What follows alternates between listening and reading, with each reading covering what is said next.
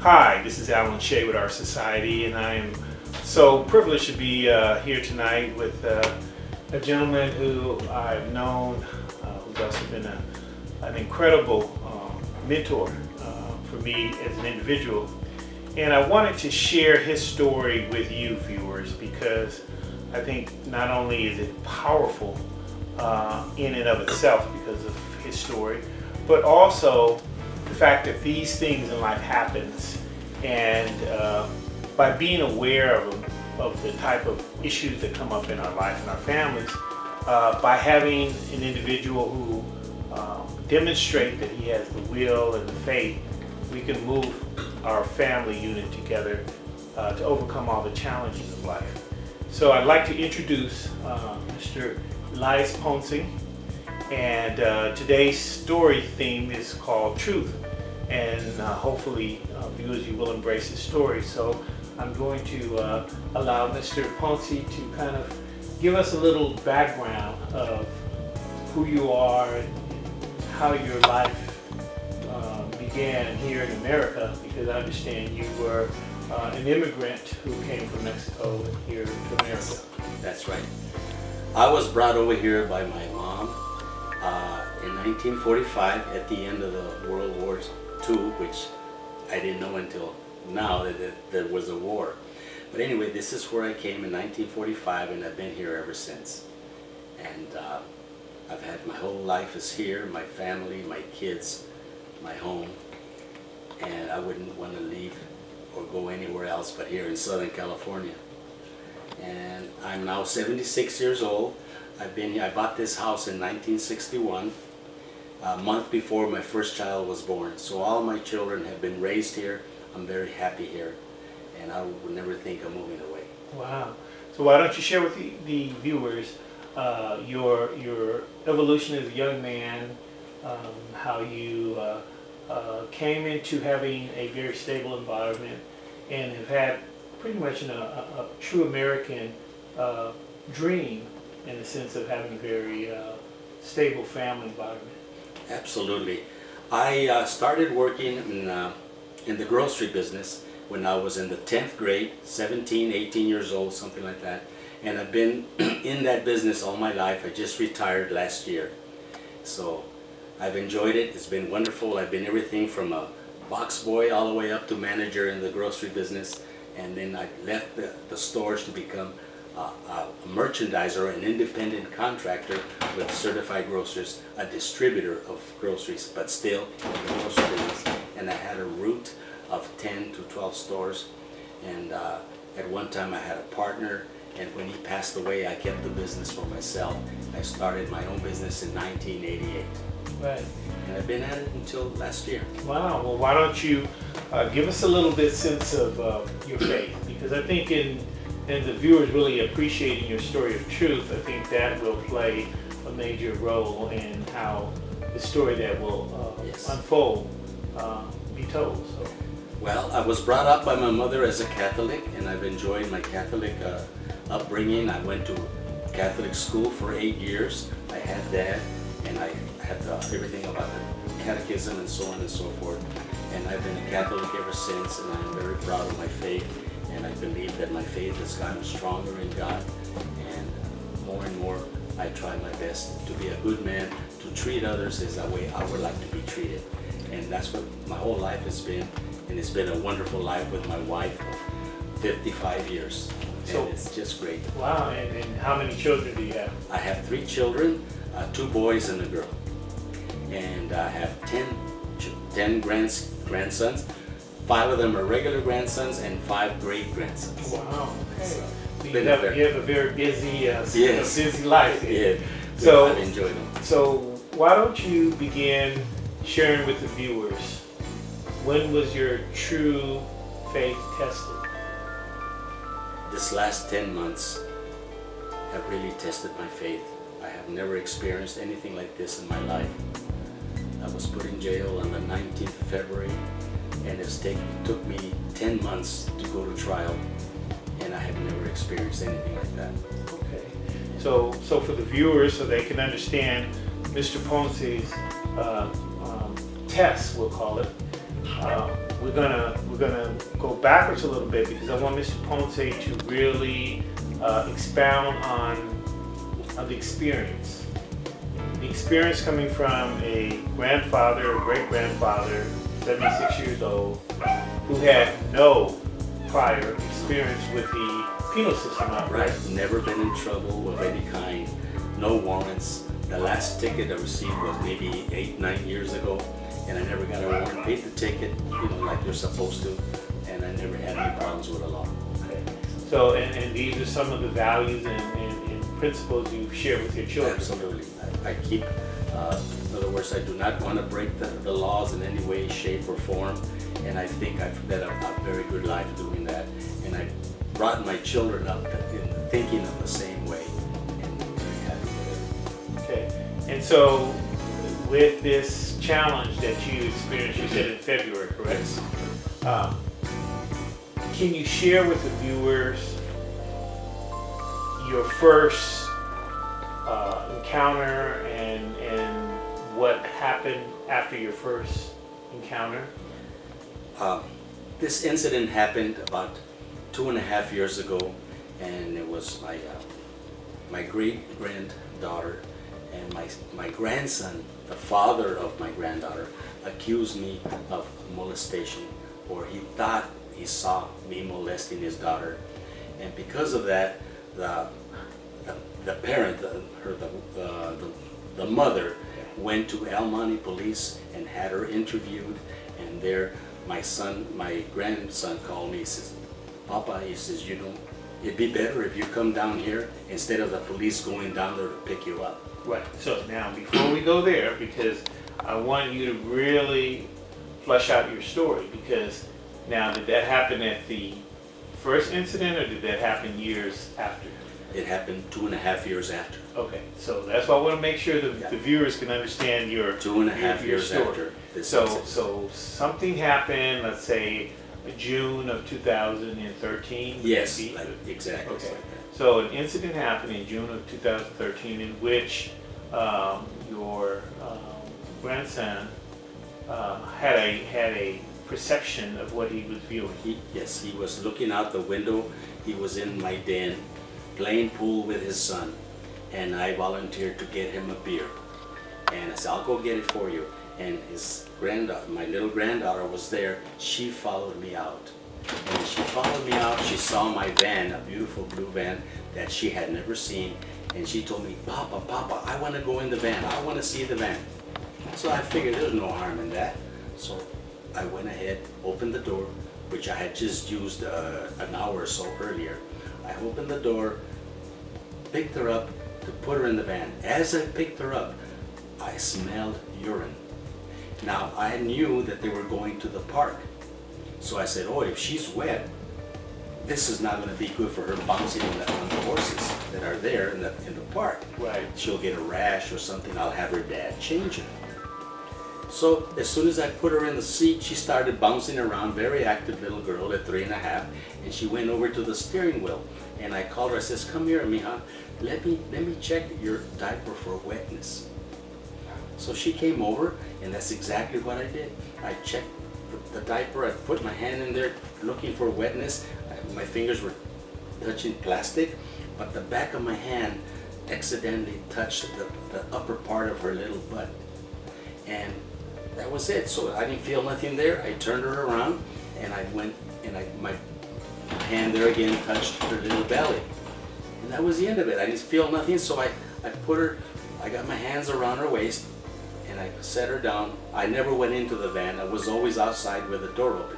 But her father in the den was looking out the window, and he thought I was doing something bad with his daughter. I was overly kissing her, but she was bouncing up and down, and I don't know what he saw or how many beers he had had. It turned out that he had beers before, and he wanted another one. I volunteered to get it. And that was it. When he came out, he started cussing at me. Do I have to say what he said, or do I? Very bad words. So he's using abusive The bad F words. word, effing old man, and effing old man, and what were you doing? I said, I wasn't doing anything. I told him, why are you accusing me? And he says, I hope you weren't doing what I thought you were doing, molesting my girl. I said, I would never do that. I told him, why would I do that? We put her down on the ground, and all three of us walked into the garage where he got his beer, which is what I was supposed to get for him in the first place. He downed that beer in 2 swallows. We came into the kitchen, and I said, what is it that I was doing? He says, well, I don't like the way you were kissing her and this and that. I said, I wasn't doing that. I'll tell you what though, I will never do that again. So from that day on, I never picked up my granddaughter. I never held her again because I didn't want any problems with my son. With my grandson, I was shocked to hear him cuss at me. He had never cussed at me in the 26 years that I've known him. Never said a bad word. It shocked me. I couldn't believe what was happening. And so you've always had a good relationship. A good relationship with him. Always took him on vacations with me. Him and my granddaughter, my first grandkids, took him on vacation. Took him everywhere. We went on a cruise. We took him with us. We went on vacation. We took him with us. No matter where we were, they used to spend most of their summer here in my house. Wow. And so for the viewers to understand, again, this was something that happened in 2013. Yes. And after that incident, that particular incident, were there any criminal charges or anything brought forth as a result of that incident? No, it was, he didn't, after he left, they went to the park, and I guess over there he asked his daughter, what did Papa do? And I wasn't there, I didn't go with him, maybe he just took his children with him.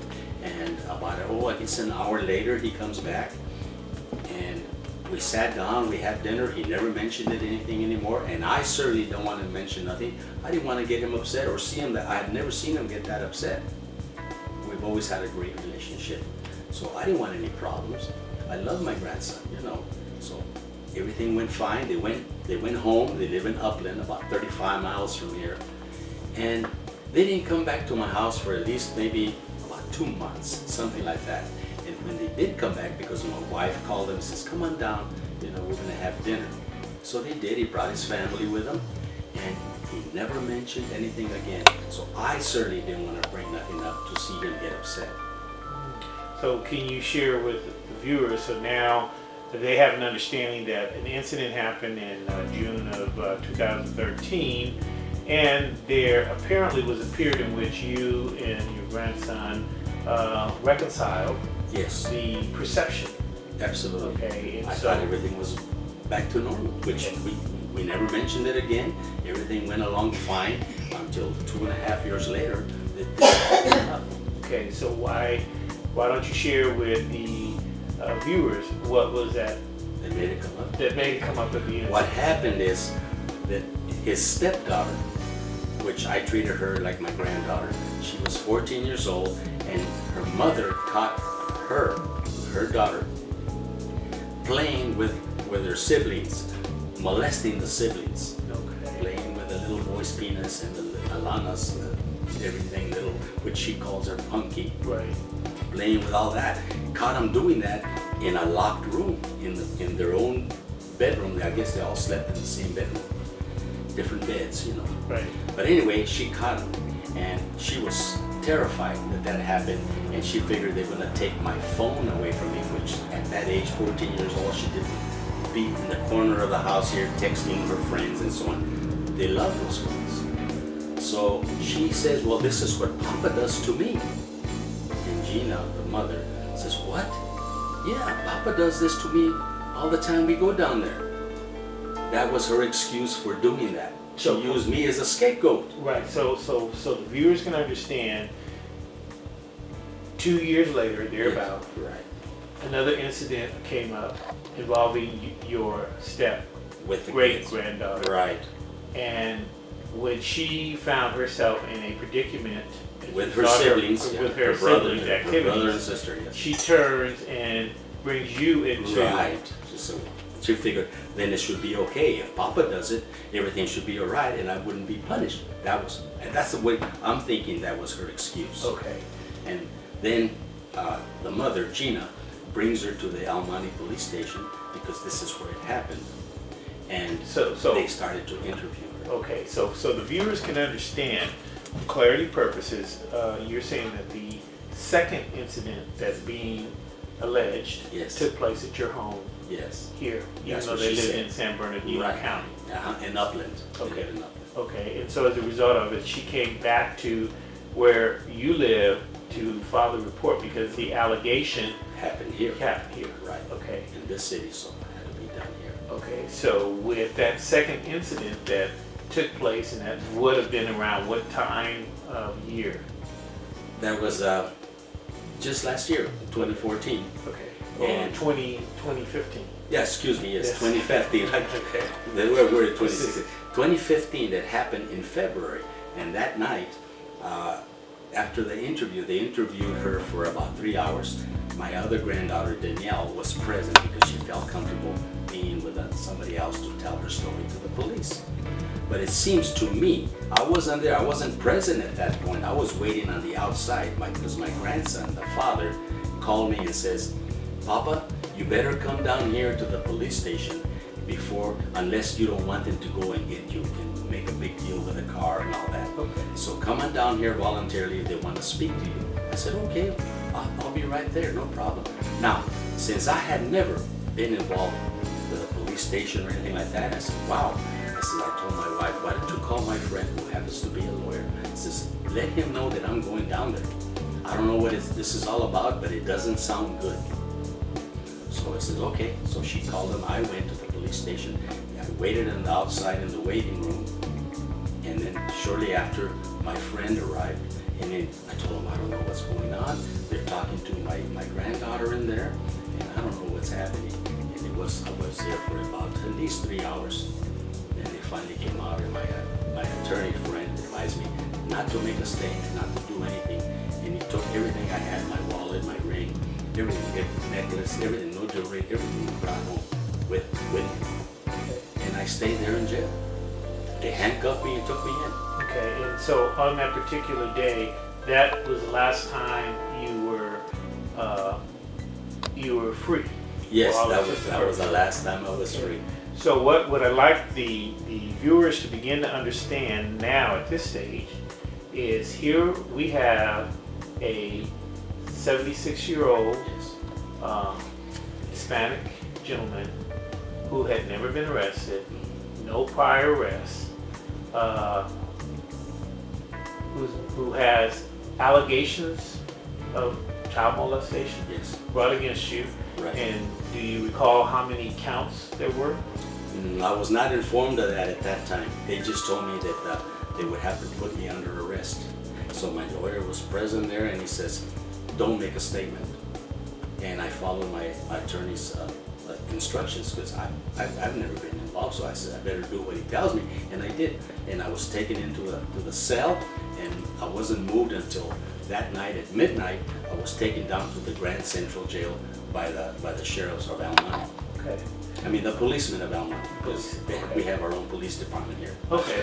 So then you were taken from the El Monte police station down to the Men's Central. Yes, in downtown Men's LA. Central in downtown LA. So can you now share with the viewers, now that you're going through this process, can you share with them what was going through your mind from